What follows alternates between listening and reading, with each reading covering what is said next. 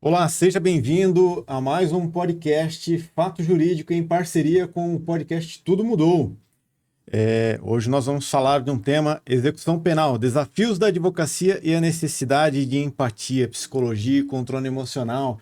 Está aqui na mesa conosco Alexandre Volpiani, advogado da comarca de Osasco. Bom dia, Alexandre. Maravilha, Targino. Sempre bom estar contigo. Dr. Charles Bruno, meu grande amigo de longa data e muitas missões, para falar sobre um tema hoje que é conturbado para a sociedade, por óbvio, muito discutido, muito sempre em evidência, que é a execução penal. Execução penal é quando alguém é condenado, ele vai para essa execução e lá é o rito que vai determinar qual regime, quando haverá progressão, as tais saídas tão discutidas. E é um tema assim, que é bem específico da nossa área, é de uma lei própria, que é a Lei de Execuções Penais, e para a advocacia são N desafios, porque aparentemente, apesar de toda a digitalização que temos hoje no nosso judiciário, não é tão simples de trabalhar. Você tem várias exigências burocráticas para você conseguir trabalhar nas tais progressões, até na soltura do seu cliente. Então, o assunto hoje é muito grande, muito interessante, e a advocacia adora esse tema. Sensacional. E para isso nós estamos aqui com o Charles Bruno. Charles Bruno é advogado há 17 anos, pós-graduado em Direito Empresarial pelo Mackenzie, é teólogo pela Universidade Católica Dom Bosco e mestre em Cultura Teológica pela mesma instituição. Talvez daí porque dessa abordagem da necessidade de empatia, né, Charles? Seja bem-vindo. Doutor Targino, doutor Volpiani, é uma honra para mim poder estar com vocês aqui nessa oportunidade. Bastante satisfeito, agradeço o convite, onde nós vamos poder aqui discutir essas questões concernentes à parte da execução penal, e não só essa questão técnica, né, mas também os meandros, né, e as peculiaridades que essa prática nos impõe. E aqui, através desse podcast, junto a essa iniciativa maravilhosa, né, que o Fato Jurídico e vocês tiveram, vai poder dar aí a oportunidade para nossos colegas da advocacia, principalmente aqui da nossa região de Osasco e vizinhança, né, dizer assim, dar um pouco dessa noção, o que é a execução penal, quais são os desafios que os colegas enfrentam, né, nesse mistério, e poder cooperar aí com o que vocês entenderem pertinente. Sensacional, Charles. Charles, explica pra gente um pouco mais. O Volpiani já trouxe aqui uma abordagem, né? Um pouco mais detalhado essa questão da execução penal e o contexto jurídico. Quais as principais dificuldades que são enfrentadas pelos advogados na prática? Sim. Como o próprio Dr. Volpiani bem asseverou, a legislação, né, penal, principalmente no tocante à execução penal, ela tem uma legislação própria, que é a 7.210, de 1984, que sofreu algumas alterações ao longo dos anos, né, dada também as alternâncias que a sociedade ela passa. E ela é um ramo na área do direito penal, especificamente, direito penal, processo penal, um tanto quanto peculiar, onde o advogado ele precisa ter uma certa perícia, né, nessa legislação, nessas outras leis complementares que vieram para poder aperfeiçoar a lei de execução penal, conhecida como LEP, né? E esses profissionais precisam deter aí um certo conhecimento para poder lidar o tráfego dentro das unidades prisionais, o trato com os próprios funcionários, né? No caso aqui em São Paulo, a Secretaria de Administração Penitenciária, todas essas questões envolvendo os benefícios, envolvendo o regime, a progressão de regime, né? Então a execução penal, ela, como todo processo, né, tem a fase da instrução, depois da sentença, você tem o período de recursal, e esgotado todos esses procedimentos, após o trânsito em julgado, a execução da pena ela inicia, né? Então, geralmente ali nós temos ali os regimes, né? Tem o fechado, semiaberto, o aberto, né? Tem as penas privativas de liberdade, restritivas de direito, e tudo isso engloba a parte da execução penal, né? Então, o profissional ele precisa ter conhecimento disso para poder dar ao cliente dele, ou seja, ao detento, a pessoa que está cumprindo pena, todo o aparato. Porque assim, agora a gente entra também numa questão mais humanitária, né? Igual o doutor perguntou sobre a problemática, né? Aqui, quais são as dificuldades enfrentadas aqui pelos advogados nessa área. Nós, advogados criminalistas e que temos uma certa participação aqui, né, na parte do direito, na execução penal, a gente precisa ter bastante perícia, traquejo para lidar com a família. Eu creio que esse é um dos maiores problemas que o advogado enfrenta, né, o advogado que atua na área de execução penal, que ele enfrenta com a família, porque a família ela está com o ente querido trancafiado, está sob a custódia do Estado. E a família quer saber, ela quer ter informações, quer saber do estado de saúde, do estado mental que o seu ente querido está, qual é a situação que ele se encontra. E muitas vezes o advogado, ele não trabalha só no processo de execução, sentado no escritório dele e fazendo os pedidos, participando, às vezes, de sindicâncias, às vezes um pedido de progressão, etc. Não, muitas vezes ele tem que ir em loco, ele precisa ir à unidade prisional, nós temos diversas no estado. Você tem que sair do seu escritório, conversar com o cliente, entrar naquele ambiente, né, que não é um ambiente fácil, né, para você poder receber o retorno dele, as expectativas dele, as necessidades dele e passar para a família. Então, assim, num primeiro momento, há necessidade do advogado dele ter esse traquejo humanitário, esse viés também meio que psicólogo, de poder lidar com a família, dar todo esse suporte que é muito interessante. Então, eu vejo como algumas das dificuldades, fazendo uma introdução aqui na minha participação, essa questão envolvendo a família. É uma das principais, né, Charles? A família, seja na execução, seja na própria resposta ao processo, eles têm uma angústia muito grande por ver um ente deles ali trancafiado, estando certo ou errado, independente do crime. A família é família, mãe é mãe, esposa é esposa, filho é filho. E nós precisamos ter essa empatia, essa sensibilidade de compreender isso. Porque o nervoso daquele lado é muito grande. E para nós se torna o quê? Uma autocobrança, porque você não é que nós defendemos o que a pessoa fez de errado, não é isso. Mas se ela tem um direito de uma resposta em liberdade, é o nosso papel lutar por isso. E a família espera que nós façamos isso. Então a família sempre, normalmente, é uma grande dificuldade que a gente tem em atuar por alguém na área criminal, na área penal, seja no conhecimento de processo, seja na execução da pena. Porque a ansiedade atrapalha demais. E o universo é complicado, né, Charles? Com certeza. Porque quanto maior a ansiedade, mais coisas que nós não queríamos que acontecessem. Exatamente. É incrível essa situação, porque é batata. Quando a família é muito ansiosa, tudo dá errado. Sim. E pra gente explicar isso, fica calma. Confia, a gente precisa. E nós falamos todos os passos que nós vamos dar. Mas é domingo. Não, mas o senhor não foi? Não, mas é domingo. O judiciário não abre hoje, o juiz não despacha hoje. Mas assim, essa parte psicológica que a gente acaba tendo que exercer bastante com a família é muito intensa. E ela é do começo ao fim da sua atuação. Muitos clientes a gente acaba perdendo por causa dessa situação. Não são poucos, não. Infelizmente, né, a gente enfrenta esse tipo de dificuldade. Às vezes é a maior dificuldade. É mais fácil você trabalhar no processo do que trabalhar com a família.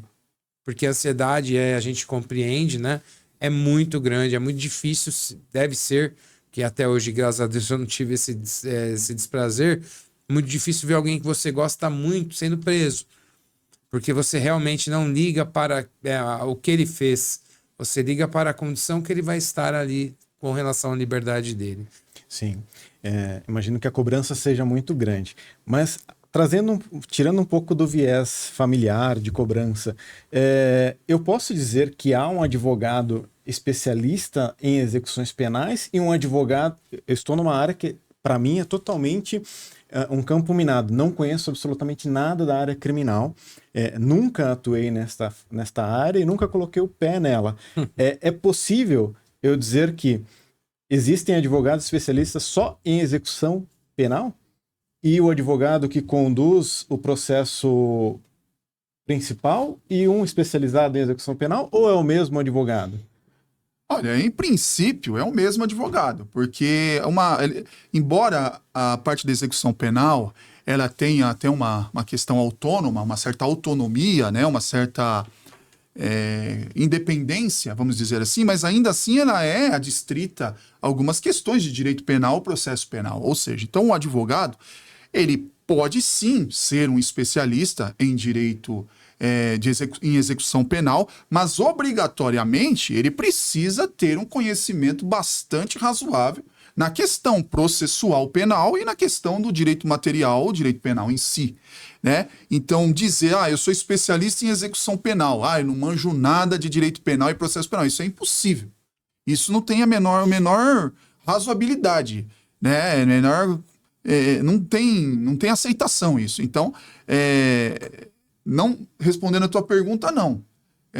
Camarada, quando ele é especialista em direito em execução penal, sim, mas também tem muito conhecimento na área material e na área instrumental, na área, né? O que a gente precisa, é bom deixar claro para o colega que nos acompanha, para os colegas que nos acompanham, que o processo penal, a nossa atuação é uma coisa, ali você discute qual vai ser a pena dada à pessoa ou não, ok? Aquilo acabou. Daquele processo sai uma guia para que se monte uma execução penal. Sim. Que não é outro processo, é outra vara, é outro rito. É isso. São duas coisas diferentes. Então, quando o colega for fazer um contrato de atuação, ele vai fazer o para defesa e aquilo vai até o trânsito em julgado da decisão. Quando ocorrer isso, vai sair uma guia... de recolhimento. Também. Essa sai por causa uma guia... É expedido uma guia para o juízo de execuções penais, onde ele está preso. Para que se forme um processo de execução penal. E é outro processo. Outro número, outro tudo. Então, é um contrato de honorários para a defesa, outro para a execução. Sim.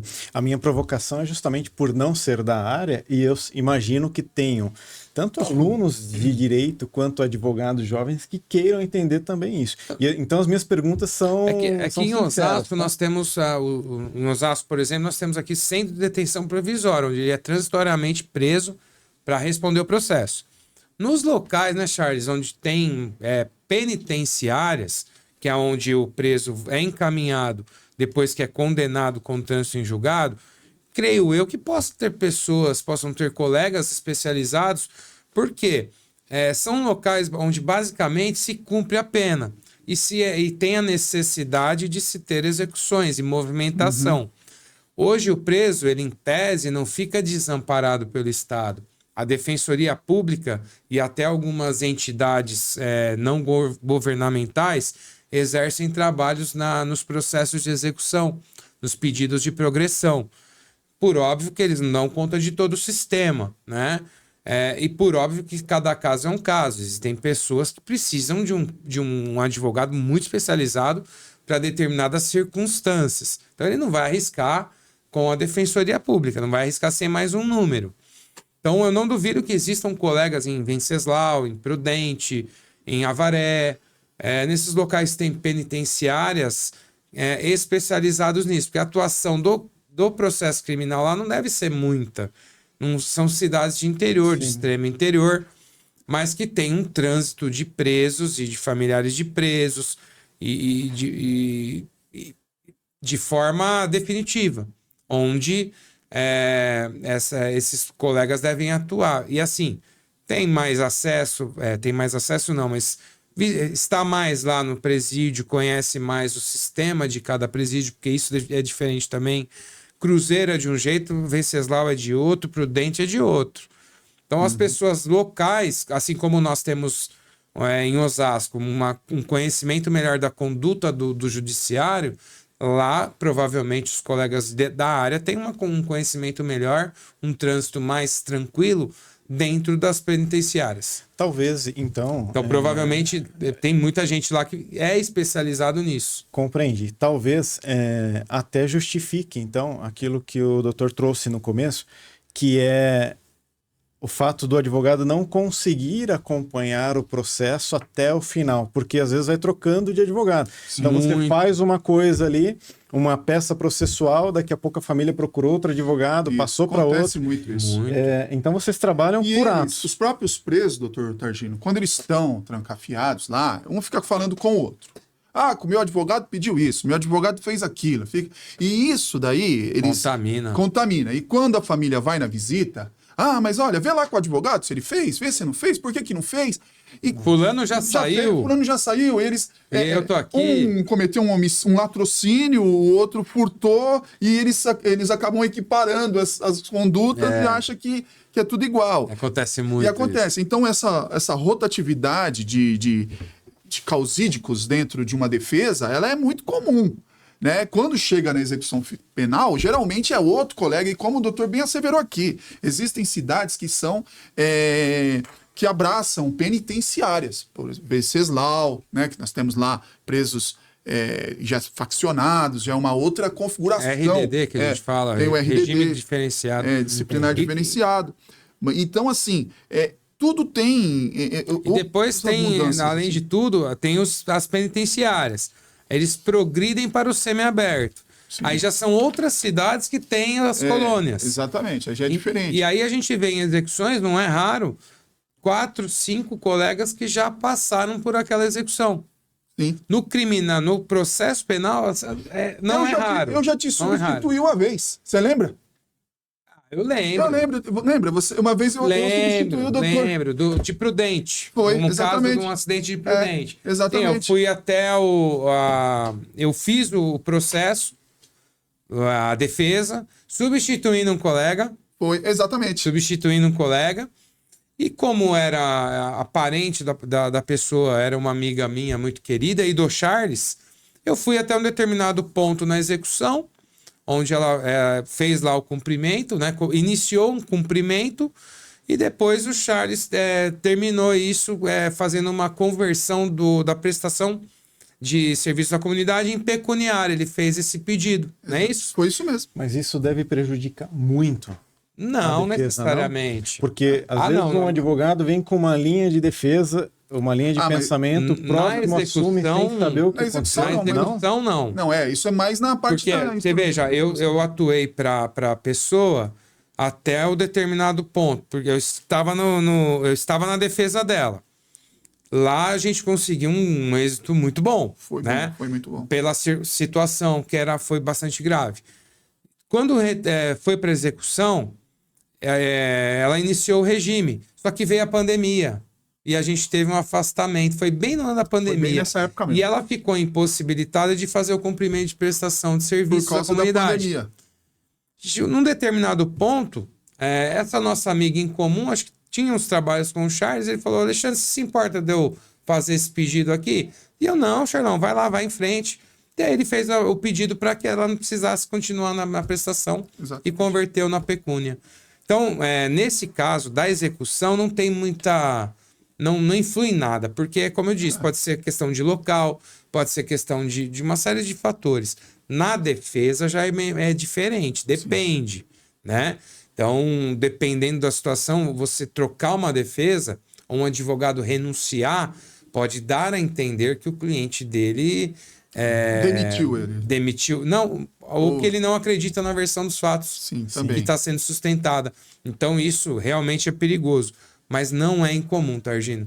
Eu já entrei em processo, como o Charles provavelmente também, em que eu era o 4º advogado. O 5º advogado. Em situações de crimes bem graves. O que o judiciário, o que o julgador, que é ser humano, pensa? Poxa, nenhum advogado está acreditando na versão do cliente, só pode. Sim. Então, com certeza, ele é culpado. Então, realmente, isso influi. Agora, na execução, tem várias circunstâncias possíveis. Por exemplo, o local, a progressão, porque muda. Imagina você está imprudente. A execução do teu cliente veio para Osasco, por causa que aqui tem colônia. Como é que você vai tocar de prudente de uma forma mais próxima do caso, se for o caso, por exemplo? Que você precisa, para pedir uma progressão, pedir o boletim informativo disciplinar, só no local. Isso acontece hoje, que eles evoluíram um pouco, né? Porque Você a SAP consegue até pedir pelo e-mail, mas você precisa da procuração para pedir por e-mail. Então você precisa estar no estabelecimento para colher a procuração do seu cliente, porque eles exigem atualizada. Entendi. Então acontece. Até por uma questão mais até de logística mesmo, que acaba trocando. Isso. Eu falei que eu nunca pisei na área criminal, e nunca pisei mesmo, mas uma vez, começo de carreira, eu fui resolver uma questão criminal para um amigo. E naquela época, não sei se ainda existe, existia aquele negócio de manifestar por cota. E você fazia uma petição gigante atrás ali, já mandava. Pedir uma folha emprestada. Imagina, eu tinha acho que 1 ou 2 anos de OAB e falei para esse meu amigo, não, pode deixar que eu vou lá, eu vou ver para você, não sei o que tal. Cheguei lá, o pessoal do cartório, não, doutor, já pode se manifestar aqui. Você fala, peraí, como é que é? Não vou na máquina de datilografar? Não, escreve já, que já sobe concluso. O rito é bem diferente. Então, assim, quando você tem um rito muito diferente daquilo que você está acostumado, ou você entra de cabeça na área criminal, né, que é o que os criminalistas fazem, ou você não pisa mesmo, que você pode prejudicar a vida de alguém. Foi esse o meu pensamento da época. Falei, eu não vou seguir essa área. Pode e muito, não é pouco não. Apesar de, assim, a gente tem um sistema que resguarda muito o direito de defesa, né, Charles? Sim. Então, vamos supor que um réu, que o juiz vê que aquele réu está muito mal defendido, ele vai declarar esse réu indefeso e vai nomear a defensoria pública. Exatamente. Então, existe... Agora, se for só um relaxo do profissional, aí ele vai perder o prazo e pode perder, sim, a oportunidade de ouvir uma testemunha importante, a oportunidade de fazer um requerimento antes da sentença importante, que vai causar um enorme prejuízo para a defesa do réu. Tem que tomar muita cautela. Uma outra coisa, essa troca de advogados, o que você comentou sobre o prejuízo para o réu, né? As mídias, a imprensa explora muito isso. Então tem um caso que ele é divulgado nos jornais, e aí o advogado renuncia. A imprensa costuma tomar partido e explorar essa situação. É exatamente isso que a gente renunciou. É isso mesmo. Pega mal. Sim. Né? E a gente vê muito aquele caso de TV. De repente, a defesa do fulano de tal renunciou. Não fará mais a defesa do réu tal. Defesa daquela moça que acusou o Neymar. Aquela vez de... O colega carregou 2 ou 3 advogados lá, porque não acreditavam, né? Então... E de repente renunciaram.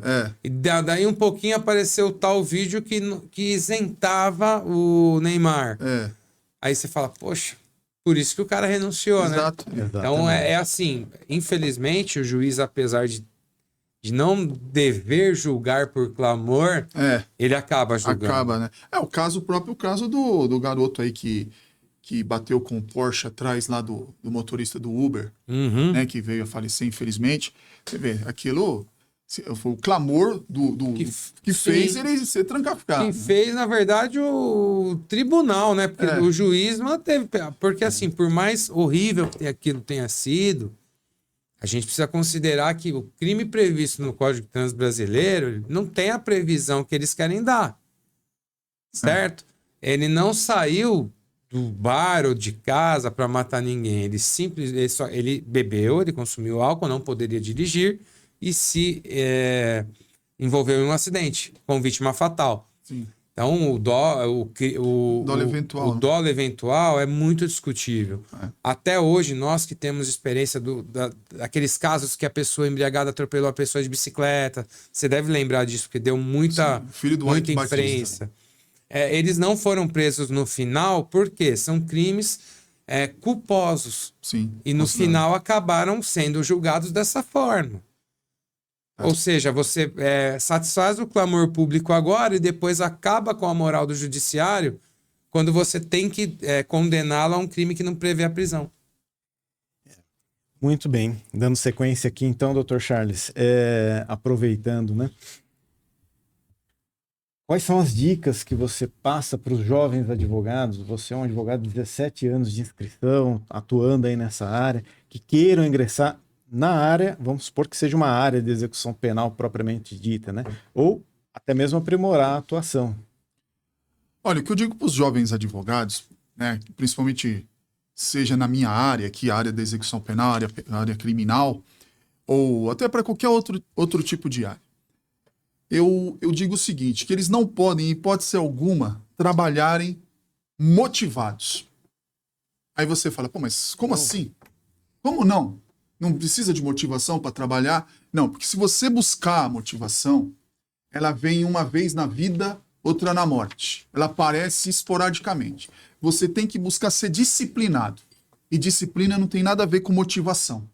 Disciplina é o camarada acordar triste, acordar indisposto, acordar querendo jogar tudo pro alto, mas mesmo assim, por amor à profissão, por ter aquele senso de missão, que é a advocacia, é uma missão. A advocacia não é como diz o saudoso Sobral Pinto, não é uma profissão para covardes, é uma profissão de guerreiros. Nós somos soldados. E quando a população está em perigo, ela recorre a quem? A Deus e aos soldados. Né? Depois que o perigo passa, Deus é ignorado e os soldados esquecidos. Mas não obstante essa ingratidão da sociedade, o jovem advogado precisa entender que a advocacia é um sacerdócio e ele precisa ser disciplinado. Todos os dias ele levantar com a certeza, com a convicção, com o amor de que ele vai cumprir aquela missão da melhor maneira possível, porque são vidas que estão sendo depositadas nas mãos dele. Vem, desde um aposentado que vai até o escritório de um colega previdenciarista para buscar um benefício, até uma família desesperada que está com seu filho de 22 anos preso porque roubou uma moto. Né? Então, veja, são vidas nas nossas mãos. Nós não operamos como os médicos, mas nós trabalhamos as vidas dos nossos clientes. Então, o que eu digo para o advogado, o jovem advogado, o advogado mais velho, não importa, é que não busque, eu preciso estar motivado para trabalhar. Não, motivação não vai te dar nada. O que vai te dar é o resultado da disciplina. É você levantar com brilho nos olhos e partir para cima, partir para o ataque. E aí eu digo, se prepara, estuda, trabalha, não tem segredo. 2 mais 2 são 4. O sucesso na advocacia é o quê? É o camarada ser disciplinado, buscar se tornar autoridade naquilo que ele está se propondo fazer, se capacitar, fazer pós-graduação, cursos livres, buscar trocas de ideias com advogados mais experientes, né? E não ter vergonha de perguntar, não, porque ninguém nasceu sabendo. E não é porque nós somos advogados que nós temos a obrigação de saber tudo.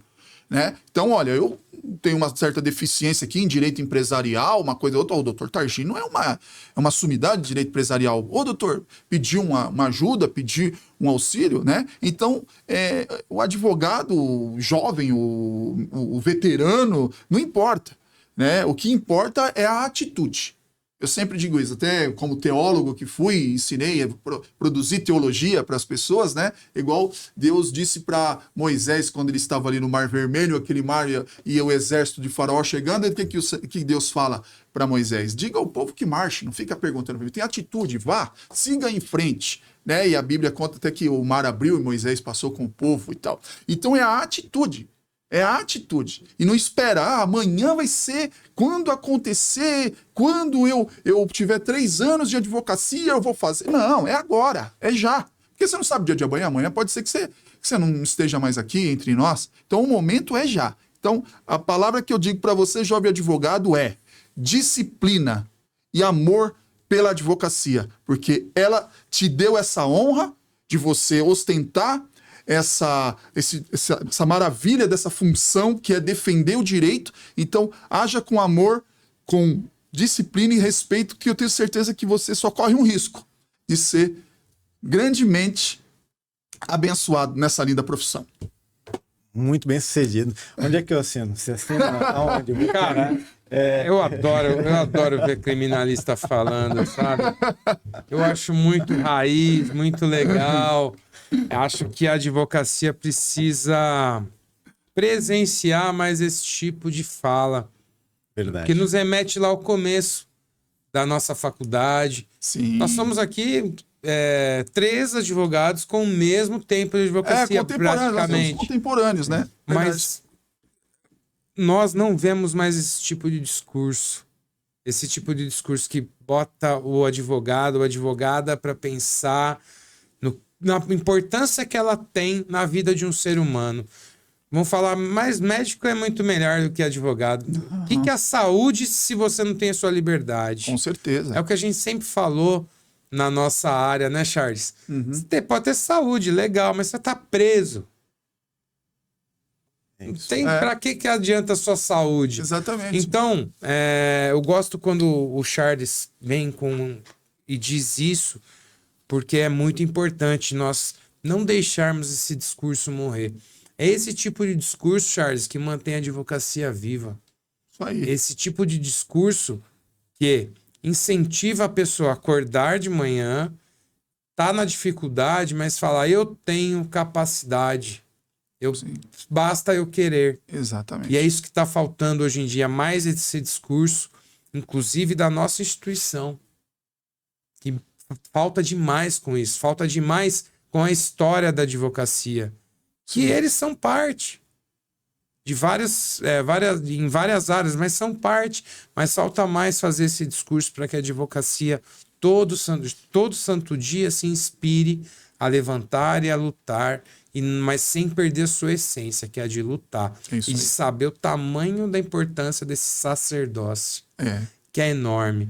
São vidas inteiras, independente da área, nas nossas mãos. O direito trabalhista, o direito da família, o direito à liberdade, o direito a uma série de coisas está nas nossas mãos. Cada pasta daquela que a gente tem lá na nossa gaveta é uma vida.